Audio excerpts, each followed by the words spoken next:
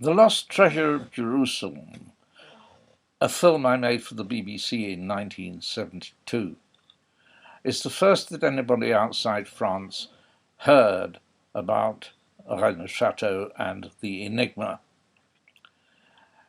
This is a good example of how research develops and changes over the years. When I first encountered the story in de Sède's book, I had no reason to believe anything other than that he was telling me the truth. And so that was the content of my film, I thought. I learned very quickly, in fact, that that was not true. And so it becomes a good example of how research develops over the years.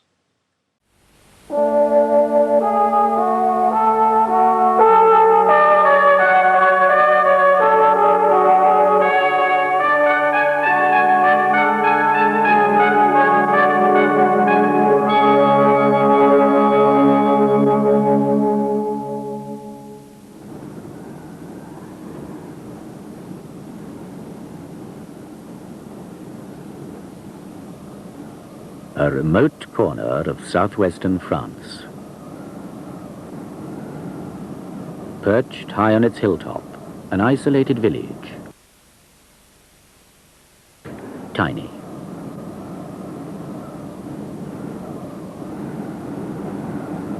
Rennes-le-Château.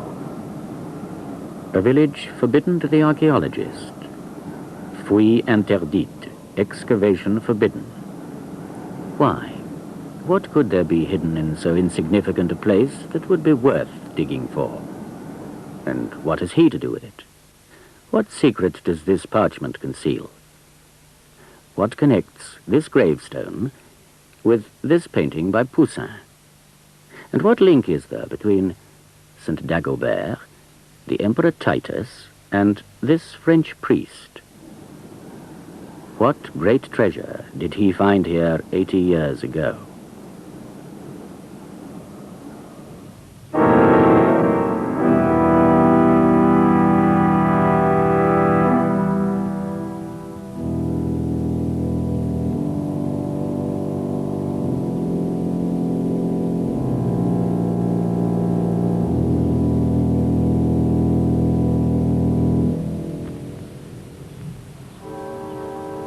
Rennes-le-Château.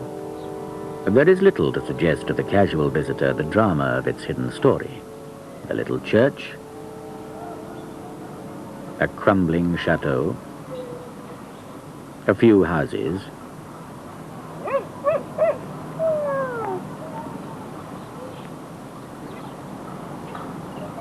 and 60 inhabitants. To this dot on the map, in the late 1880s, was sent a young priest, Bérenger Saunière, a virile, handsome, ambitious man, to whom this village must have seemed a place of exile, a dead end. His first years here were a time of poverty and hardship.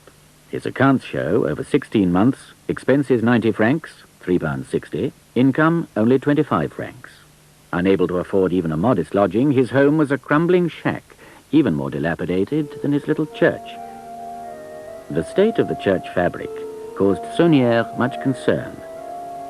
This building, which should have been the centerpiece of his life and of the lives of his flock, was growing daily more ruinous.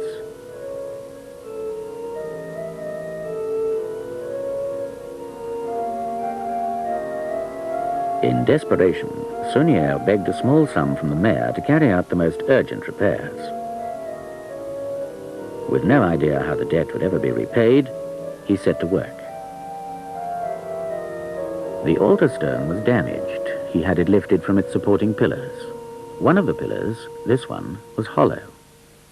Inside, parchments, passages from the Gospels in Latin.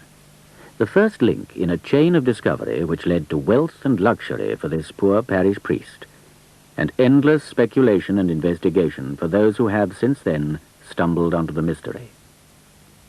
They're curious documents, the one oddly arranged on the page, the other dotted with scores of interpolated letters. Saunière soon realized that they contained ciphers. He needed the advice of experts. Borrowing the cost of the fare, he travelled to Paris and went immediately to see the director of the seminary of the Church of Saint-Sulpice, whose nephew he knew had the necessary skill. During the week or so that it took the paleographer to study the documents, Saunière made the most of his unexpected holiday. In some extraordinary way, he was able to make the acquaintance of the glamorous and world-famous opera singer, Emma Calvé. His cloth was evidently no bar to a ripening friendship, which was to continue spasmodically over the years to come. However, his liaison with Calvé was not the only curiosity to stem from this trip to Paris. At last, at Saint-Sulpice, the expert was ready with his findings, and all unknowing, he put into the priest's hand the key to an incredible fortune. Saunière now undertook a strange errand. He paid a visit to the Louvre, and there he chose to buy a copy of this painting by Nicolas Poussin. He then returned immediately to Rennes-le-Château.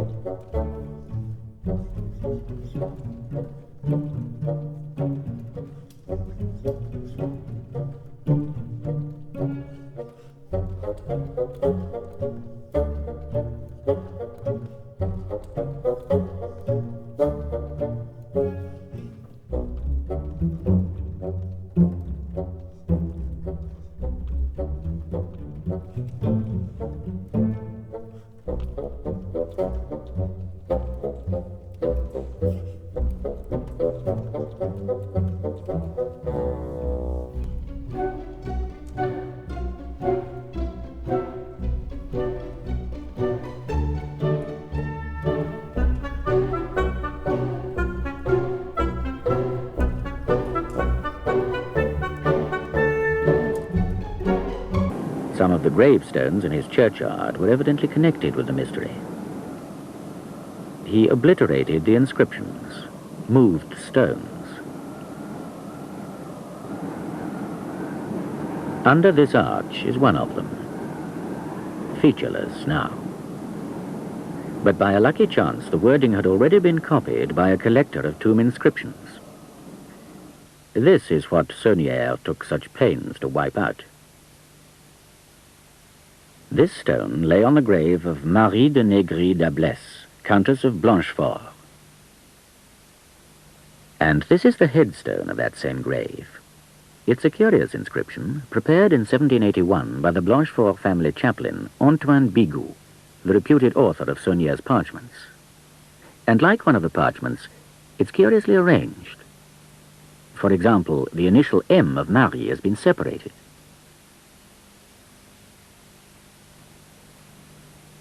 Requiescat has been split in two. This stone held part of the secret, and Saunière made sure that the stone should no longer speak. In many ways, his behavior became odd. He spent days wandering the hillsides, collecting stones, he said, when anyone asked. And indeed, he did bring back stones, with which he built a grotto. This is all that remains of it today. What was he up to? In part, the answer lies in the church, which was totally restored and redecorated at Saunière's own expense. A labor of love, perhaps. After all, it was here that he'd found his precious parchments. The bizarre significance of all this will be examined later. Naturally, his superiors demanded an explanation of his sudden wealth, but they met with a cool response. Secrets of the confessional, gifts from wealthy people, who, I may not say. Saunière's lips were sealed, and remained so. And for the rest of his life, 25 years, he lived luxuriously, the possessor of a seemingly bottomless purse. What treasure could he possibly have found in this remote and isolated spot? The pillar gives us the first hint. Saunière has carved on it the date of his discovery, 1891, but it dates, in fact, from the dark years of the Visigoths, one of the Germanic tribes who in the 5th and 6th centuries swept across Western Europe. This tiny village is all that remains of a mighty city. Spread there below us in the valley was once Aireda, fortified citadel, powerful, boasting 30,000 inhabitants. Aireda, one of the great strongholds of the Visigothic kingdom. But before the Visigoths, the Romans were here, mining the hillsides for gold. The Visigoths and the Romans had crossed paths elsewhere than here.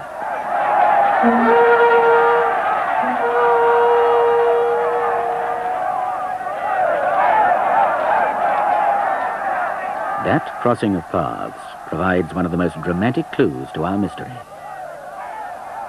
In 410 AD, the Visigoths sacked Rome. The historian Procopius describes their booty, and one part in particular.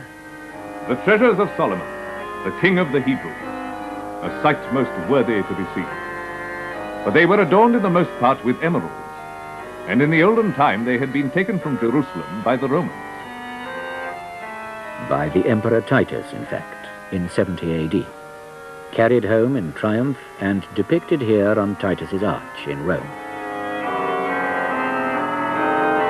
And so the treasure of Solomon's temple was carried off by the Visigoths. In the 5th century, their kingdom straddled the Pyrenees. Their accumulated booty was well guarded. That part which was used to finance the running of the state was held at Toulouse, and in 507 AD was captured by Clovis, king of the Franks.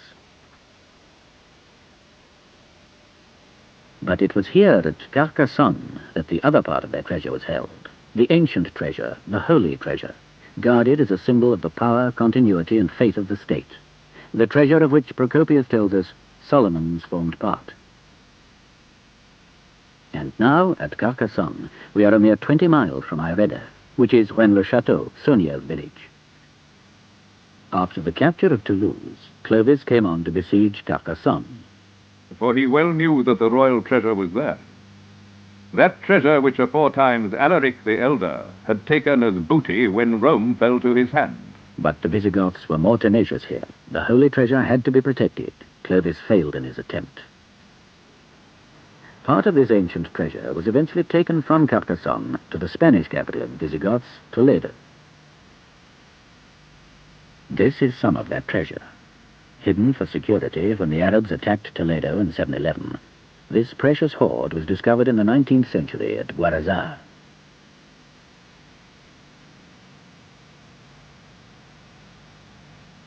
But no account of booty taken by Arabs or Franks mentions Solomon's treasure. Where did it go from Carcassonne? Under the assaults of Arab and Frank, the Visigothic kingdom was eventually reduced to the Razes, of which Aireda was a principal city, one of the few strongholds of their fading power. Could it also have been the repository of their wealth, the final resting place of the holy treasure? The next link in our chain is a curious legend concerning Aireda. The year 679, when Dagobert II, Saint Dagobert, king of the Merovingian dynasty, was assassinated. Some authorities would have his infant son murdered with him, but the legend would have us believe that this child, Sigebert, was carried to Aireda and took the title Count of Razes. Here he founded a family. And it was in the little church of Rennes-le-Château that he was eventually buried before the altar. And so what seems today to be a sleepy hamlet lost to the world does indeed have a colourful and dramatic history. Perhaps there could, after all, be something hidden away here over the centuries, something which Sauniere's lucky find could lead him to. And here is a tangible link with his past of history and legend. It was this stone that Saunière uncovered when, on his return from Paris, he chose to dig at a particular spot before the altar of his church. Much worn and damaged, This could be a mounted knight riding off with a child on his saddlebow. It could depict the rescue of St. Dagobert's infant son, Sigebert. Under the stone were also discovered 2 skeletons. Here is one of the skulls. The ritual incision after death is not uncommon in Merovingian burials. And here, in this reliquary, is a holy relic said to be the skull of St. Dagobert.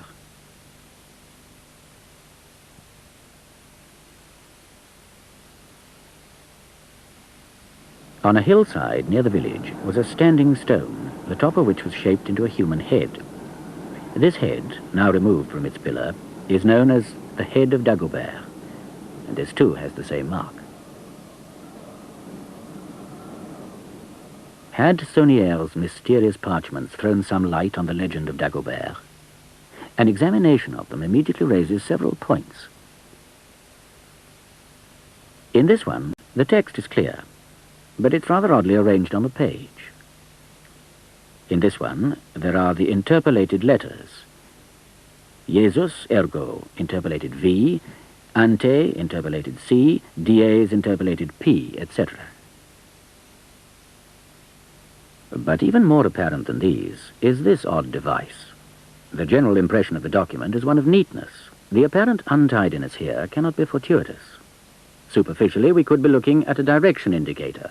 N denotes north, indicated by the untidy arrow, but the NOIS seems meaningless. At the other end of the device, we have a more clear arrowhead. But isn't this arrowhead, in fact, an A upside down? And now the NOIS is perhaps no longer meaningless. Sion, Zion, Jerusalem. And we've already followed to Rennes-le-Château the possible trail of the holy treasure of the Visigoths, which may have contained relics of the sacking of Jerusalem. Now the other parchment. Why are the words at the ends of lines broken in seemingly arbitrary fashion? But here again is our key word, Sion, Jerusalem. What else? One other immediately noticeable feature is this isolated A, the only letter isolated in the text. The letter A, remember, was significant in the other parchment, and a closer examination reveals that this A is raised above the line of the other letters. Are there more raised letters?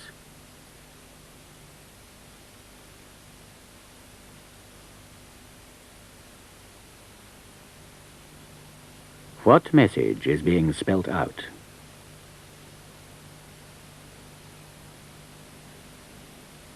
À Dagobert II, roi, et à Sion et ce trésor, et il est là mort. This treasure belongs to Dagobert II, king, and to Zion, and the last phrase is open to 2 different readings. Il est là mort, it is death, or il est là, mort, he is there, dead. Who? Dagobert? Were the 2 bodies found before the altar those of St. Dagobert and his son Sigebert? There is, of course, more to these parchments than just this simple, one might almost say childish code. But being easy to find, the code in effect says to us, you're on the right lines, now look further. Saunière evidently did, and found his crock of gold. Whatever it was that he found, he was certainly jealous of the secret, but by no means selfish in his distribution of the benefits. He entertained lavishly. He made many charitable gifts. Local families received open-handed help. He built this water tower to give his parishioners piped water to their homes. He had the rough 4-kilometer-long dirt track made over into a good modern road. And he gave away not only money. To a fellow priest he presented an ancient and beautiful chalice. To another, a collection of ancient coins like these, some of them dating from the time of Dagobert. And, of course, there was his lavish expenditure on the little village church. But this was not a simple act of generosity. It was Sauniere's contribution to the pattern of mystery surrounding his treasure. Externally, there seems to be nothing exceptional here. But overhead, as we approach the door, terribilis est locus iste. This place is terrible.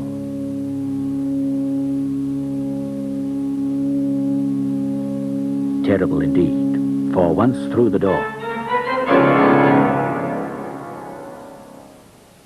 not just a devil, but Asmodeus. And Asmodeus was the legendary guardian of Solomon's treasure. All around us is a strange phantasmagoric world of imagery and color. The more one looks, the stranger it becomes. Like his predecessors, with their cryptic parchments and tomb inscriptions, Saunière felt compelled to pass on his secret in some way. But in typically flamboyant fashion, Saunière's cipher was on a grand scale. His clue to the treasure was to be the church itself.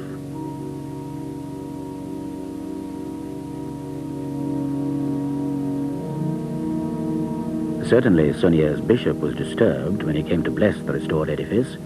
Thereafter, it seems, he paid the church no further pastoral visits. But what is Saunière saying to us in this mass of imagery? A few of the features will give an insight into his methods. For example, here Christ succors the afflicted.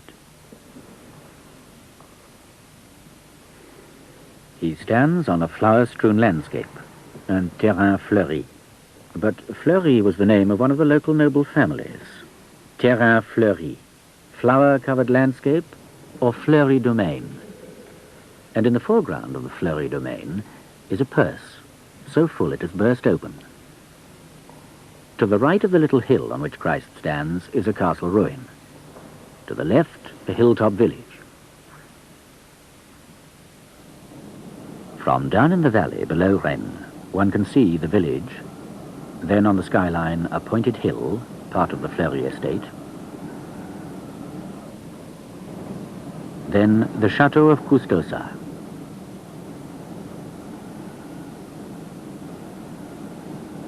Does the purse indicate a significant point on this hillside?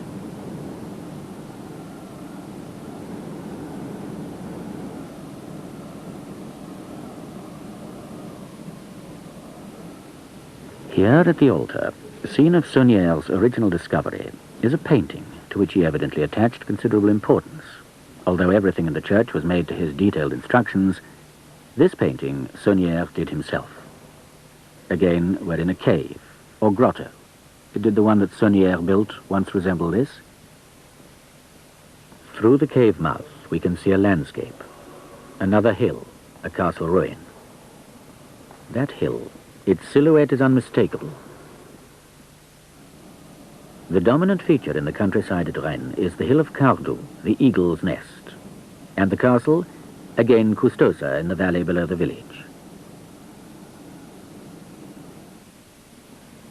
Is Saunière showing us the view from a real cave mouth somewhere in the area? And is the cave mouth the spot indicated by the bag of gold on the Terra Flerie? All these are speculations. But not all Saunière's hints are possibly meaningless reproductions of local vistas. Some are much more subtle. The devil again. The pose, the whole set of his body is strange, as if he's sitting. But where is his chair? In fact, it's on a hillside south of the village. To the locals, this stone is known as le fauteuil du diable, the devil's armchair. His hand, this odd, precise gesture, the thumb and forefinger forming a circle.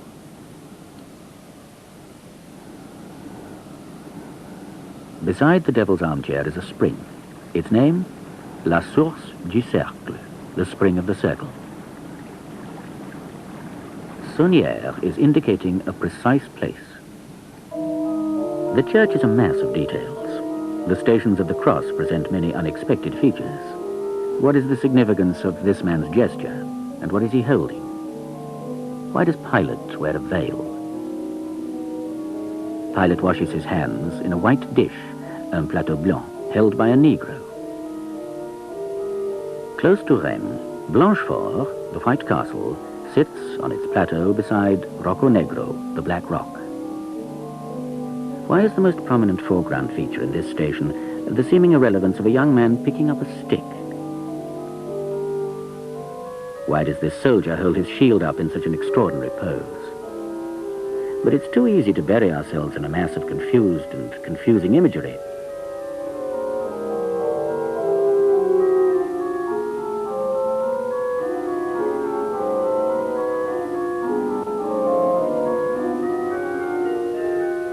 In fact, it's quite simple to show how very precise Saunière was in his indications, once we can understand his language. Station 6. Veronica wipes the face of Jesus. We must examine the separate components of this picture and define them in precise, though simple terms. First, the soldier holds his shield on high. We can define this element simply as high shield, haut bouclier. The shield partially obscures a tower. We can see half of it. Half tower, demi-tour. Simon of Cyrene is watching. Simon regarde. Veronica with the cloth. Veronica au lin. These will suffice to show the precision of Saunière's cryptic language. In this station, he's playing with words. High shield, haut bouclier. But we're also saying haut bouclier. Demi-tour, half a tower, also means a half turn. Simon regarde also says Sim on regarde. Veronica au lin also says vers au nid kaolin. What is the message? Au bouclier, at the end of the enclosure, demi-tour, make a half turn, vers au nid, towards the high nest. Is this Cardoux, the eagle's nest? Yes, Cardoux is a china clay hill, kaolin, kaolin. Cime on regarde, the crest one is looking at. So, Station 6 tells us to go to the bottom of the enclosure, make a half turn towards Cardoux, and the crest we can then see, crowned with the ruins of the Château of Blanchefort. That is the relevant thing. Where do we go from there? Well, there are 14 stations.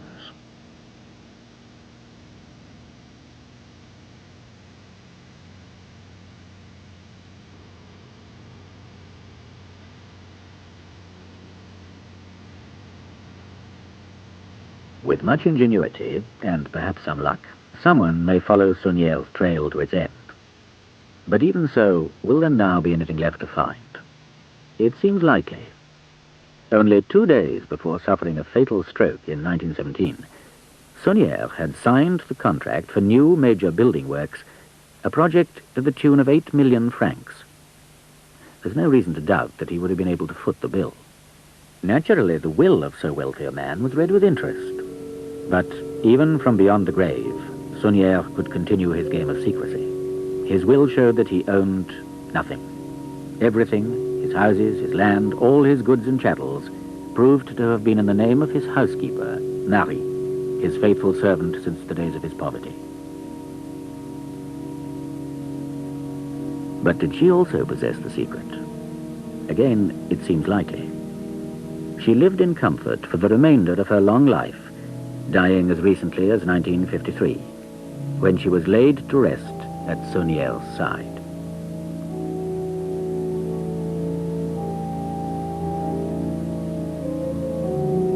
She had promised to pass on a secret before she died, but a cerebral hemorrhage left her paralyzed and speechless at the end. Her secret, whatever it was, died with her. There have been many attempts to discover the source of Saunière's wealth, to unravel the secret of Ireda. People have dug in and around the church and village, officially and unofficially. Saunière knew that the hunt would begin after his death. On his deathbed, he felt compelled to impart some terrible confidence in his final confession. What could it have been? But as anyone else followed Saunière's path to the crock of gold, there's one great handicap for those who would make the attempt. Of the 4 parchments which gave Saunière the key, only 2 remain. Even so, this parchment can open for us one more door. There's an extremely complicated cipher concealed in the interpolated letters. In part, it tells us that Poussin holds the key. Poussin. When Saunière was given the decipherments in Paris, he bought a copy of Poussin's picture, Les Bergers d'Arcadie, the Arcadian Shepherds. Painted in Rome, round about 1640, it has so far been held by art historians to be the pure product of Poussin's imagination. The shepherds are studying an inscription on the tomb, Et in Arcadia ego, even in Arcady, I, death, am present. In some way, this must throw a light on Sauniere's story. Saunière, as we know, concerned himself with tomb inscriptions. He obliterated the words on certain stones in his churchyard. In particular, this stone, which lay on the tomb of the Countess of Blanchefort, but a copy of this inscription, as we also know, still exists. And here, obvious and yet disguised, is our link with the Poussin painting. Apparently part Latin, part Greek. The two lines seem meaningless.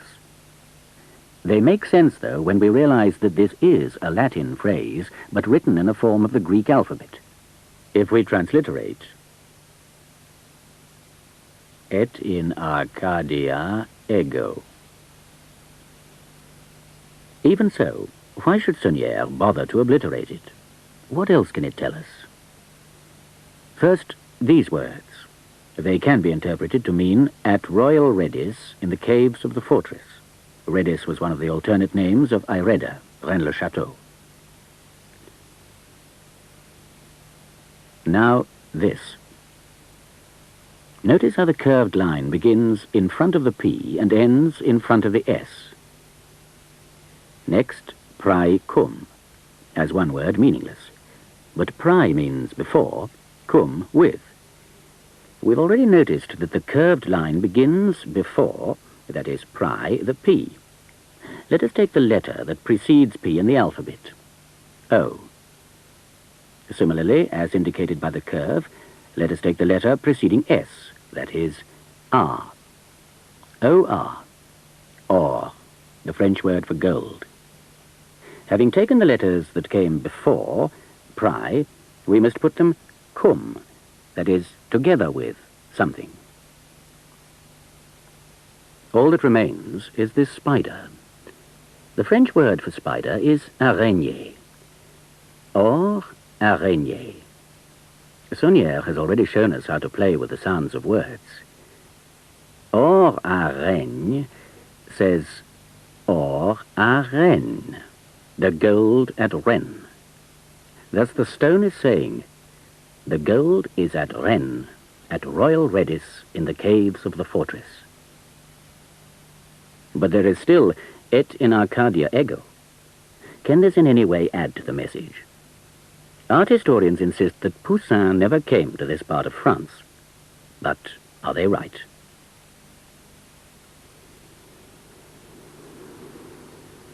The resemblance is striking. The only addition seems to be a narrow ledge which has been built along the front. But incorporated in the ledge is this round stone, in precisely the correct spot. And close behind the tomb, a tree still grows. There would seem little doubt that this strange structure is indeed the tomb in the Poussin painting. Even his imaginary landscape is there, though subtly recomposed to suit the painter's eye.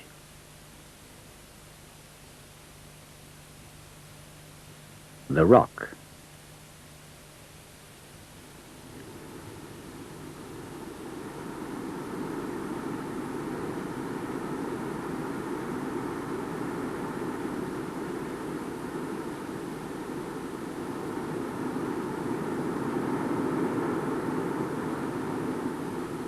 The remains of the Château of Blanchefort, also there in the painting.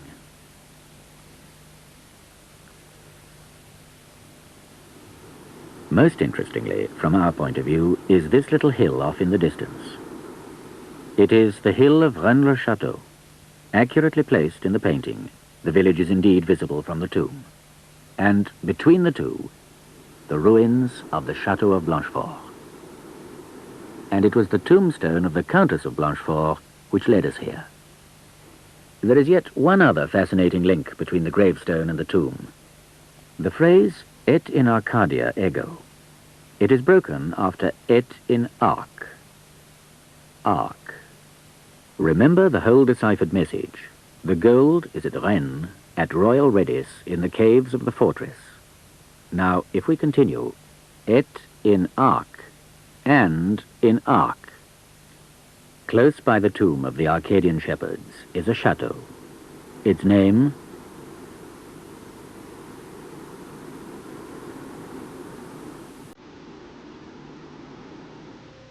Ardia Ego, still remains a mystery, though of course there are theories. The hunt for Saunière's gold is still very much alive. All the answers have not yet been found. While this film was being shot, an attempt was made to break into this tomb. And someone shattered the Countess of Blanchefort's gravestone. There are still those who would give much to discover the source of Saunière's wealth, to decipher the clues.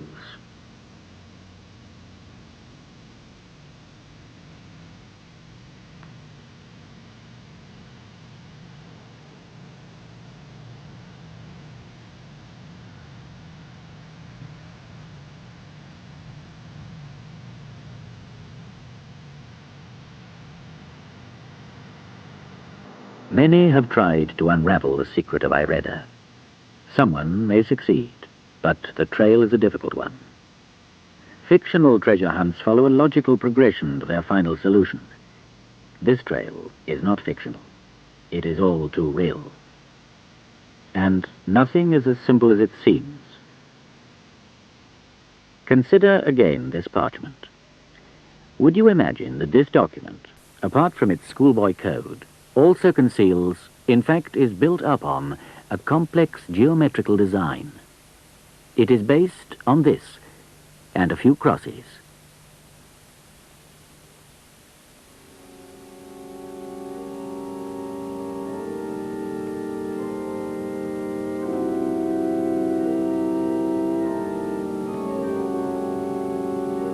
What does it mean? The answer to that question, and to many more, lies lost and sleeping on that mountaintop. Henry Lincoln is a writer who for the last 2 years has been trying to find that answer. One of the most interesting, perhaps one of the most productive ways to find a path through this morass of conflicting and confusing evidence is to try to find some sort of understanding of the character of Bérenger Saunière. I've been told that he was a vulgar crook. I've also been told that the only mystery surrounding his treasure is the names of the 3 or 4 wealthy people who were giving the money to him. But that, to me, makes even a greater mystery than the one we're engaged on. Why should 3 or 4 wealthy people give him money? One of the most, perhaps, interesting hypotheses which has been put forward is that the parchments that he found were in fact genealogies relating to one of the European royal houses, and that he sold these parchments, the genealogies, to the royal house in return for an annuity. Now, if Saunière were just a vulgar crook, and all that he wanted was the money, then once he'd got his annuity, why didn't he go to Paris and enjoy the flesh pots? Why did he stay in this little tiny village, only a few miles from the place where he was born? Over the centuries, there have been persistent legends of the lost gold or a treasure in this area. For instance, during the Middle Ages, the religious military order of the Knights Templars brought in gold miners into the area, or so it was said. They were kept totally segregated from the rest of the population. And yet it seems likely that these gold miners were in fact gold workers, reconverting the golden artifacts back into crude gold, which they could bring out of the gold mines. But what about Poussin? I'm totally convinced that this painting represents the tomb and landscape of Arques near to Rennes-le-Château. But Poussin's life is very well documented, and there seems to be no evidence that he ever came to this part of France. No evidence, that is, apart from Les Bergers d'Arcadie. There is, however, one hypothesis which could fit the facts. There's a period in his early life when his movements are known with much less precision. It's possible that he came here at that time and did the sketches from which he later painted the picture. But why should he do this? Is there any reason to suppose that the sketches had any more significance to him than merely the depiction of an interesting piece of landscape? Is there anything to suggest that Poussin was the possessor of some sort of secret? Here is a letter addressed to Nicolas Fouquet, who was superintendent of finances in the court of Louis XIV. It's a letter from his brother, who had just paid a visit to Poussin in Rome, dated the 17th of April, 1656. This letter has never until now been fully understood, but in part it says this: "He and I discussed certain things, which I shall with ease be able to explain to you in detail. Things which will give you, through Monsieur Poussin, advantages which even kings would have great pains to draw from him, and which, according to him, it is possible that nobody else will ever rediscover in the centuries to come. And what is more, these are things so difficult to discover that nothing now on this earth can prove of better fortune nor be its equal." Now this letter was commented on by an art historian, and he said, "What marvellous enterprise was in Poussin's mind? What secret could he have had that kings would have pains to draw from him? It has been suggested that it could have been an important archaeological find somewhere in or near Rome. But why should we consider that the discovery was made in or near Rome? Could it not equally well have been in or near Rennes-le-Château?"